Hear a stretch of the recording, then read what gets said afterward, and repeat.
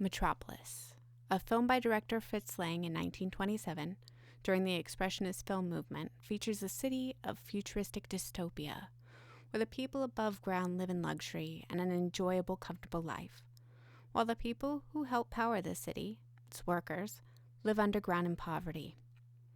The son of the leader of Metropolis, Frater, learns how the workers live after a chance encounter with an underground dweller, a semi-religious icon named Maria. Frater trades places with a worker and learns of a prophecy that one day someone will help come and create greater equality between workers and the ruling class. Metropolis reflects characteristics of European art cinema. Focusing on setting and characterization, we can see that Lang's methods are unexpected and decidedly non-mainstream.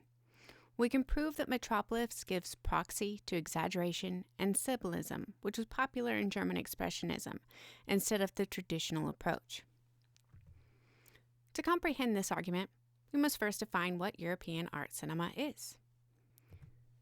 Angela Nadelianis says in Cinema Book, published in 2007, art films share a common trait. In form and practice, they are often defined as against mainstream, commercial film industry, particularly Hollywood and its standardized system of production, distribution, and exhibition. She goes on to say that art cinema directors prioritize style and cinematic image over narrative exposition and are frequently associated with the notions of artistic vision. We, as theater goers, have come to expect certain things. Most often, in the films we consume, we find a cause and effect driven narrative technique, resolutions to most plot points, and that your protagonists will be the drivers of their own stories. Things do not necessarily happen to your characters, but your characters do happen to their surroundings and others. While art cinema can still contain some of these elements of expectation, they may entirely choose to disregard them. Our protagonist doesn't have to win. The camera doesn't have to follow the protagonist. Above all else, art cinema is against mainstream approaches. Fritz Lang's 1927 masterpiece, Metropolis, stands up to this definition. In this scene, where Federer watches the factory become a monster of sorts, eating its victims as sacrifice, Lang's symbolism of worker enslavement to the factory becomes apparent. It prioritizes the image and artistic vision over typical narrative styles. So now that we've defined art cinema, let's define German Expressionism. As Toulouse puts it, German Expressionist techniques trouble the audience's customary perception and prods them into recognizing how much of their sense of the world was carefully constructed by various cultural conventions. Lasting from 1919 to just before World War II and the rise of Nazi Germany, Toulouse explains that German Expressionism drew on methods found in theater, painting, graphic arts such as stylized sets, exaggerated acting, distortion of space, heavy use of shadow, and irregular compositions that emphasize oblique lines. We can see some examples of how Metropolis uses art cinemas against the mainstream concepts with the exaggerated acting and distorted space popular in German Expressionism. Roberts explains, the film opens on a world of stark contrasts.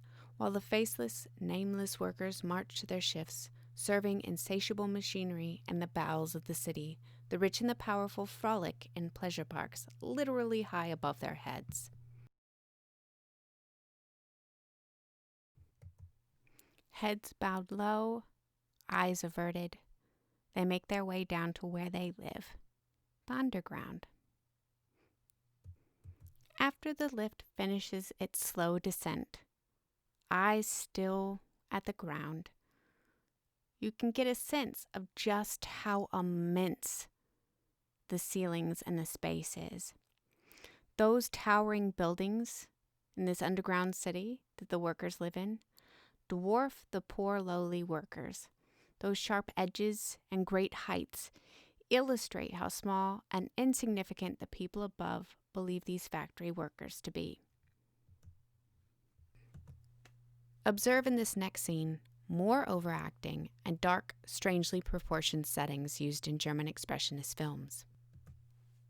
Notice how Frater's clothing is so white, in contrast to the large, cave-like, dirty background, and also in contrast with the downtrodden, mopey masses. That accusatory finger leveled right at our former saint. You're not Maria. Everyone turns almost in unison, faces caricatures of horror. Maria's sneering face and clutching hands amongst the grandiose movements of the entire body of workers.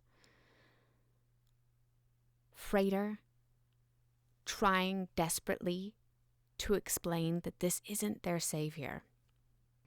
Behold the fervor of her believers.